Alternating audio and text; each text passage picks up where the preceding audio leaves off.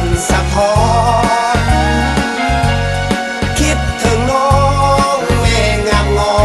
นอ่อนลือไทยสุริโยอวยลมลับลงนาเห็นนกกาบินขึ้นห่างข้าสั่งน้อยใจอยากจะหวนกลับคืนสู่เคหาน้ำตาตกไหลแต่ทุนใจเพราะได้มีหน้าที่สำคัญ